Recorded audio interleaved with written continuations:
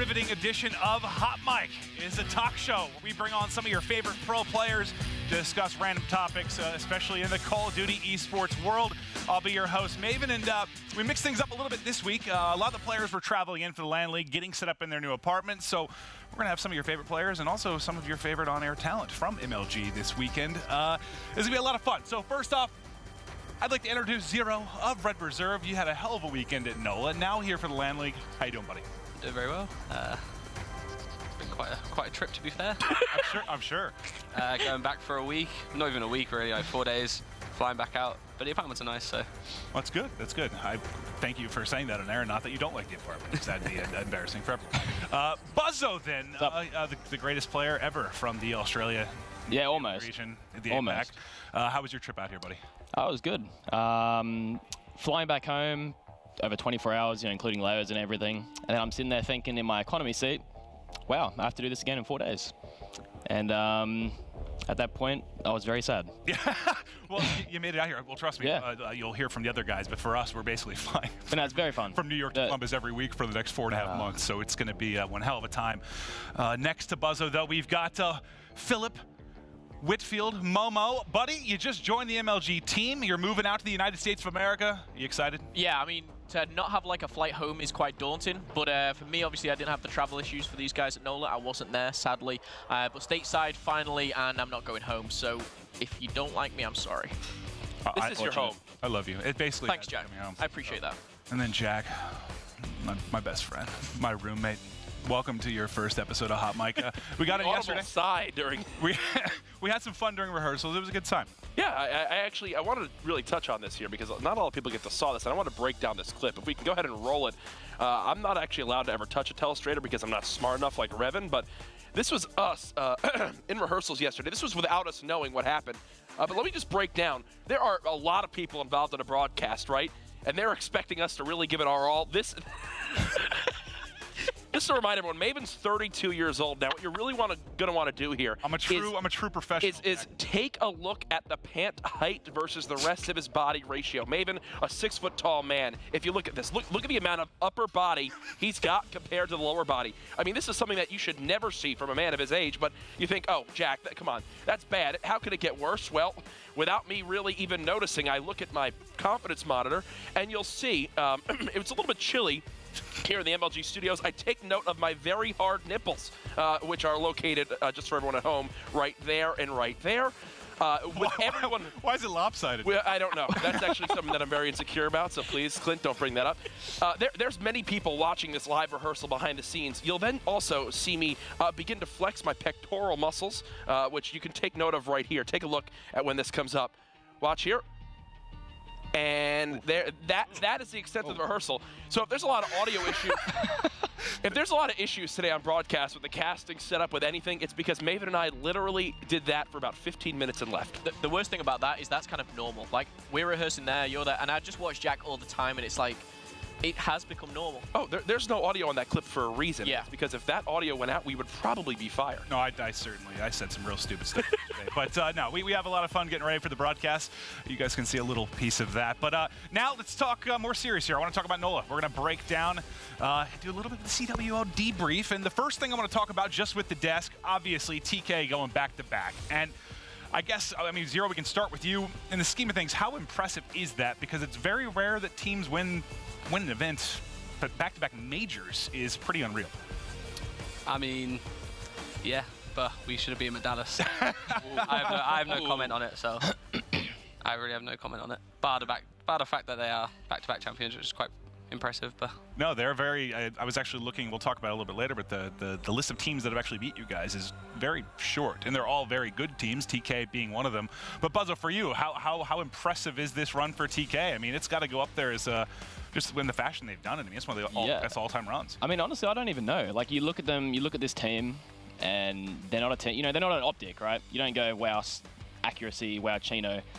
But, they're not real standout players, but they just work as a team. Like, it was a point that hit me. It was pre-grand final in New Orleans.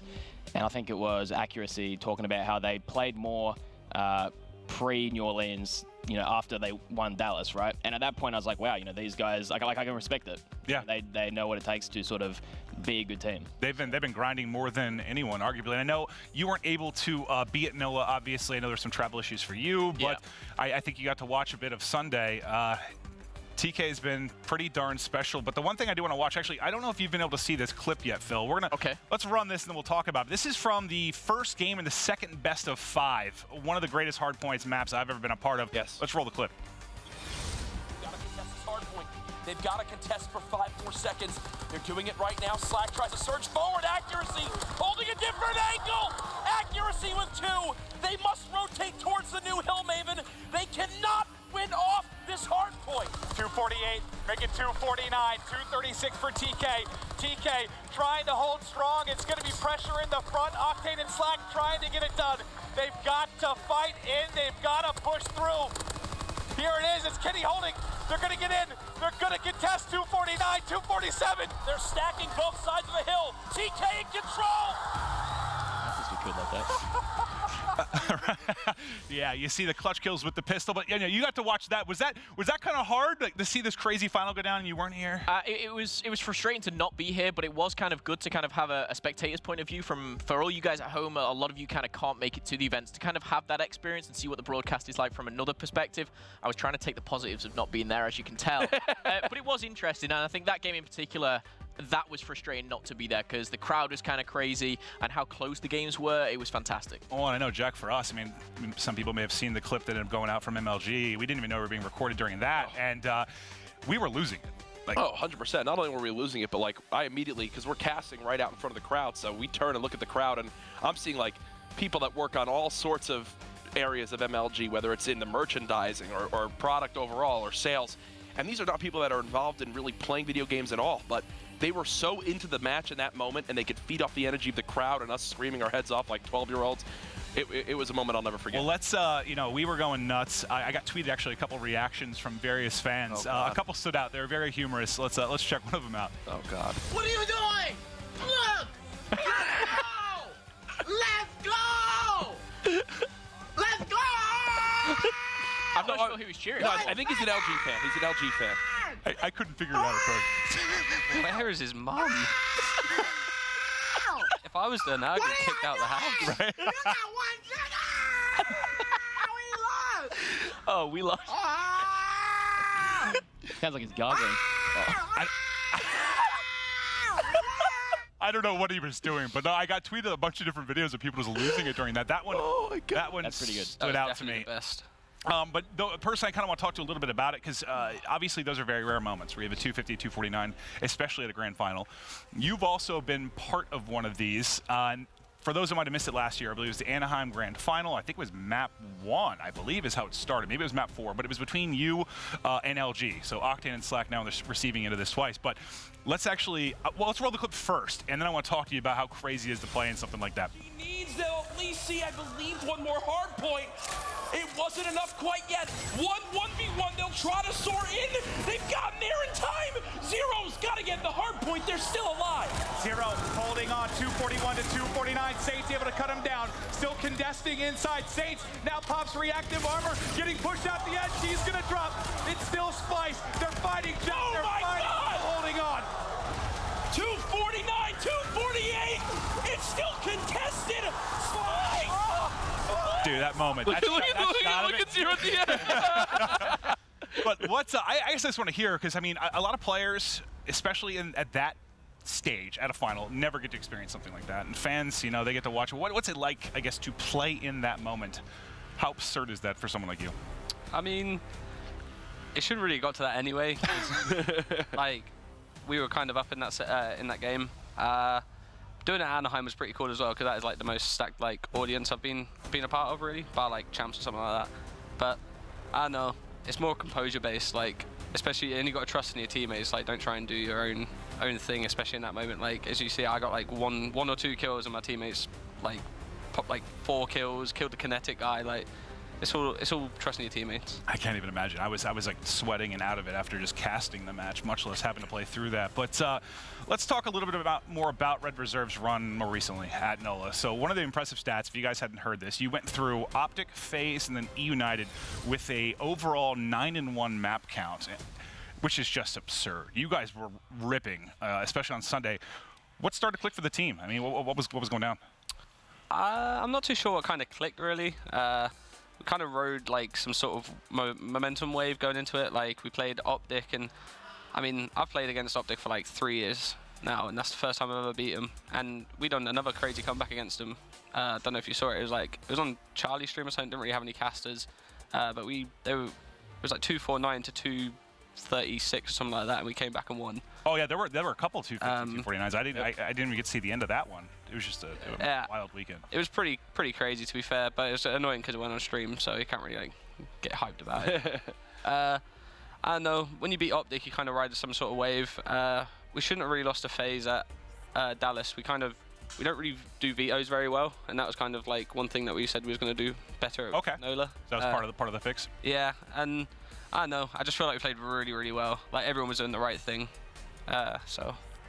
Well, congrats. It was one hell of a run. We'll talk a little bit more about it later, but I do want to show one clip because I don't think everyone saw this. It didn't like blow up in a top 5 because it happened kind of earlier, I think, on Sunday. But it's a play by TJ Haley against you guys, which was one of the more impressive things I've seen. Let's roll the clip just so if you haven't seen this. It's awesome. Rated as well. Nice little bait switch coming in there. Josh pushes out. He's able to find 2. Going straight back into bunker. And now we see Red Reserve. They're going all the way through open. TJ Halley's going to be the first player on offense trying to go through right here. He takes out 0. He takes out Ray. Trying to find the third. TJ goes big with the 3-piece. And now one more place for Josh. TJ finds 4. He gets the return. What a huge play coming from the young man. All right, so I guess Zero, my question, let me set up what happened there in case your viewer didn't really follow. But basically, only person alive on Rise is TJ. All 4 players of Red Reserve are up. That's your team. And just to clarify, just marches down the map and kills all 4. Like at one point, did any of you call out the fact that he was running down mid-map? Oh no, I went 100%. You were the first to die, right? I was the first to die. I said he's sprinting through mid-map. He's going, like we called, like going through like P5. We don't know why I call it P5. It makes no sense, but. So I say he's running down there, and 2 of my teammates called him one shot. The first guy called him one shot, and the second guy called him one shot. I don't even think he was shot. And I said, as soon as he got the 4-piece, I said, listen, we got to stop calling him one shot. If he ain't one shot, I've just seen 3 people die, and he's not one shot. So I guess it's bad communication, but I was mine. How do you recover from something? I've never seen anything like that. If that's me, when that happens, I've gone off the face of the earth. I spectated it all. I spectated every single shot, just to the return, and and then you spawned up and killed him. I spawned up and killed him. It was, I don't know how to explain it. That guy. Well, you mean we see the occasional 1v4 and a search and destroy, like RCD's had that wild play, but that just doesn't really happen in CTF. I think you think you have such a number advantage that you just think, oh, next guy's got it. No, I've got it. I don't know how to explain what happened. It's one of those things that's just unexplainable. Like, I don't know. I guess he's just better. We'll just say that. The Iceman, TJ. Yeah. He's better. Well, let's move it along and talk a little bit about maybe some success that we saw from a couple of your guys' teams. You, Buzzo, you were what, top 12 at the previous event? You get top 16 then here. What was working for the team? I believe it was Red Reserve that ultimately knocked you guys out, correct? Can you talk? And that was, I think, late on Saturday, was it? Yeah, so at Dallas, I had food poisoning in the pool play, so honestly, we didn't even expect to do anything good there. Come loser bracket at Dallas, we probably should have come at least top 8. Should have come at least top 8. We choked a 5-2 lead to Echo Fox last map. Oh. That was after the bomb threat, so finished map 4, came back in after like an hour and a bit. 5-2 up, they had streaks, and then ended up seeing them smash LG. Should have done good there, and then at New Orleans, just I don't even know. Like we played these guys really close. I think it was like 250, 240, 6-4, and 4-3. Oh wow! So yeah, because that was one. I don't think it was on broadcast because it happened. Yeah, so it's one of those things. It's like everybody goes, oh, they got 3-0'd, but then if you actually look at the, it's sort of, we did make a comeback in the search and destroy. I think we're like 5-2 down, 4-0 down in the CTF, but it was closer than sort of what the end score sort of look like, yeah. All right. Well, yeah, I was just kind of curious to hear a little bit about the run. Obviously, we're going to be seeing a lot more of you guys throughout the course this weekend, but I'm sorry that this was the man that took you out. But let's move forward. We got matches coming soon, but before that, we're going to get into the CWL Intel segment, player Intel. This is where we're going to talk to you guys a little bit about various topics. But I guess, Buzzo, what I want to hear from you, we talked about, Dallas and NOLA. You came into stage 1 and 2 last year, and you play a lot of teams tight, similar to what you're talking about, but you guys didn't find a lot of victories. I guess I'd just like to hear what is the difference in preparation for this particular LAN League versus last year? I mean, honestly, I don't even know. Like, I don't even know how to explain that. We just sort of start off really, like, we know what we're capable of, and, we've said it in our team chat, like, we just get hot a little bit too late. Like, we sort of always find our groove sort of around loser brackets. Not like, the pressure sort of falls off or anything like that. We're like, okay, good, we can play our game now. There's no pressure. Honestly, I don't even know. If we can somehow start a tournament or, start the GPL with sort of like at least a first map win or a first series win. You just get a series win under your belt and maybe take like, I don't even know. Pressure off. I think even just a map. Just winning the first map in a series for us would be something that would help us a lot. Well, if I remember last year, you had a lot of like brutal hardpoint losses. Yeah. Like very, very. It's like everybody sort of writes us off, like, oh, they went like 1-5 or whatever, or 0-6. But like all our games are super tight. Like we might not always, lose 3-2. Most games sort of 3-0, 3-1. But like every map is 6-4, 6-5 S&D, like super close uplink from last year, super close CTFs this year. And, just really, it's just close. We're sort of there, but we're not. That's sort of the story of... Well, hey, maybe this is the time, right? We've got 4.5 months Call of Duty coming. So there'll be a lot of scrimming, a lot of playing for sure. And then I guess, Zero, for you, one thing I've wanted to hear for quite some time, I don't think we ever talked about it on air, and I don't know if you've, talked about it on stream or anything like that, but obviously it was crazy for a lot of us when you were removed from Splice at the end of last year. You were top 2 player in Europe. I mean, most considered you a top player in the world at one point throughout last year. But you get removed from Splice and there's a change made to bring on Tommy. What was that like? Can you kind of talk to us a little bit from your perspective? Because, I don't know, I thought it was crazy. It was mainly due to my, downfall, I guess. Towards the end of the game, we scrimmed one team for a week or so. It was EPSI we played, and we just changed a lot of stuff up, which in turn messed us up, which made me play worse, which made the team play worse. And then I wasn't really expecting to get dropped because we actually done quite a madness that year, to be fair. Oh yeah, no, you guys had. I wasn't expecting to be dropped, but stuff happens, I guess. And then yeah, I can't really. It wasn't really anything due to my skill or anything. It was more confidence based. That's what they said. I guess the follow-up question to this would be how good did it then feel this past weekend to outplay Splice? Is there a little? I mean, it has to feel good, right? I mean, I know they do well at Dallas, but you guys come out and make that run. It had to feel nice, right? I guess, but I don't like a lot of people hate people when they get dropped. Yeah. I don't really hate them. They haven't really done anything bad to me. It's obviously the best for them if they were to drop me. So I'm kind of glad it happened because we've got a solid roster against their roster. I don't see them better than us or worse than us. I'd like to play them. I think it'd be crazy matchup. I think what I like obviously this year compared to last. Obviously Trey was part of Splice, and Splice were, definitively the best team in Europe, and would do Europe's hopes would kind of lie on you in every major tournament. But coming now, we've got Red Reserve and Splice from Europe, and it's now you came top 4, and Splice had a bit of a poor event. I think it's almost like the battle of Europe between you guys, so it's good to have that conflict. But the storylines, of course, you being part of Splice, it intensifies things a little bit. But I agree with you saying you have this solid squad now, and I think again with Josh coming on, that's Splice history is really interesting.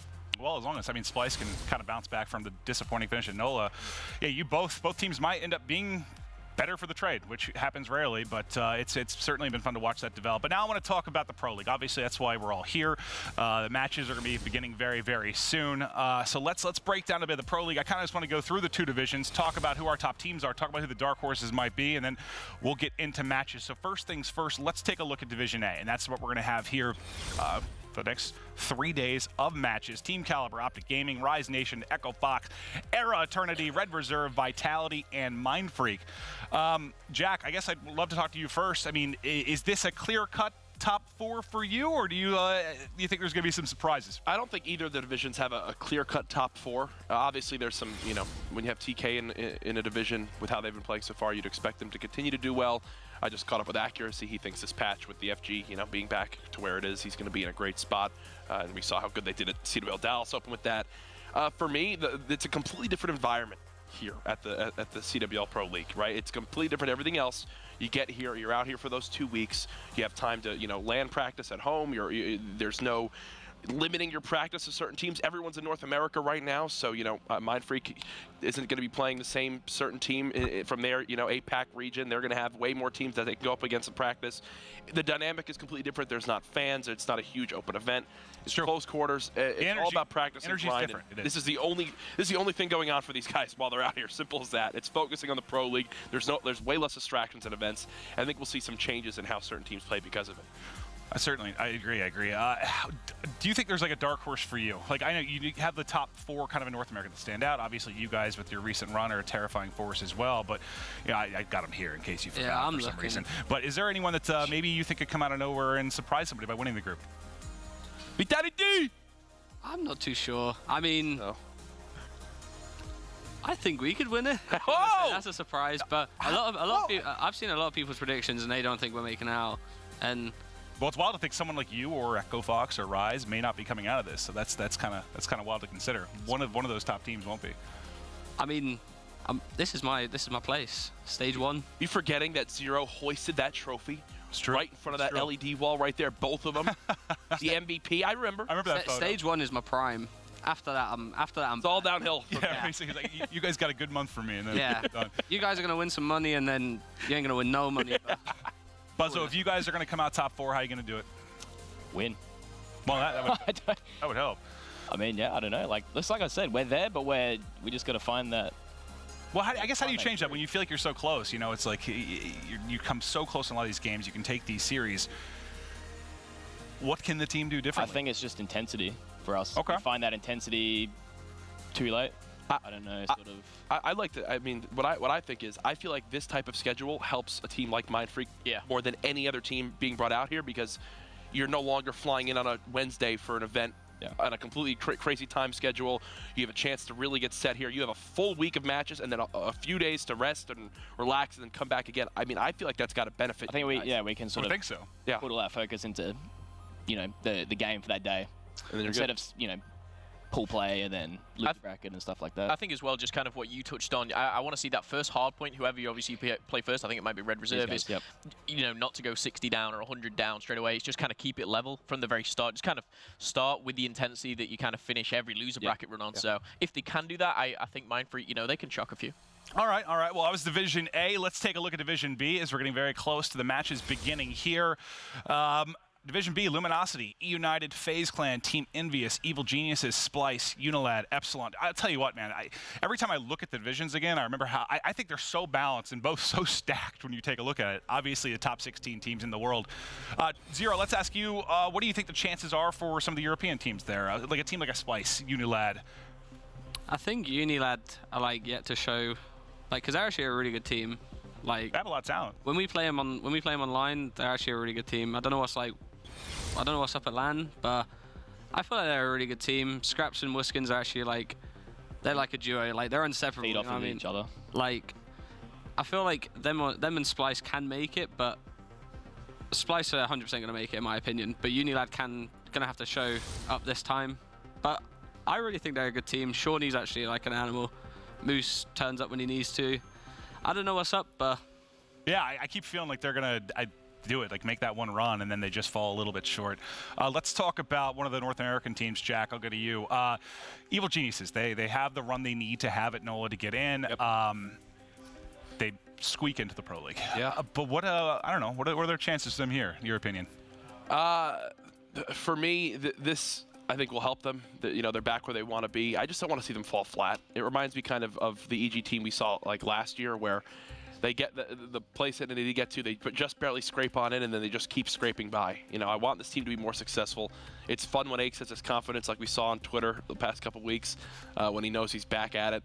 I think this team, they've finally gotten it. They start off on a really flat foot. They've gotten to where they need to get to.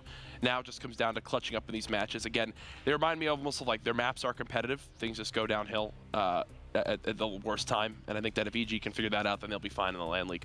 Yeah, no, I'm really excited to see what they can do because they're a team that, yeah, I think they have a very high ceiling and also a very low floor sometimes, it feels like. But we've talked through the divisions a little bit. Honestly, I'd love to do a longer show, but we got to get into the matches. So let's take a look at the schedule that we have here today.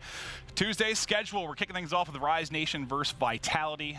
Era Eternity versus Team Caliber, Mind Freak versus Red Reserve, TK versus Optic, and Era Eternity versus Echo Fox. So a lot of incredible matches today, guys. Especially from Buzzo and Zero. Thanks for coming on the show. I know it was short notice. I know a lot of players are moving in, getting set up and stuff. But to my knowledge, I believe we're going to be doing Hot Mic basically every week to get set up for these. So it should be a lot of fun. You're going to see a lot of different players on here as well. Jack and Momo, thanks for coming on. Momo, welcome to the MLG team. But guys, it's time to kick off the LAN League. Quick break, and we're getting the matches started.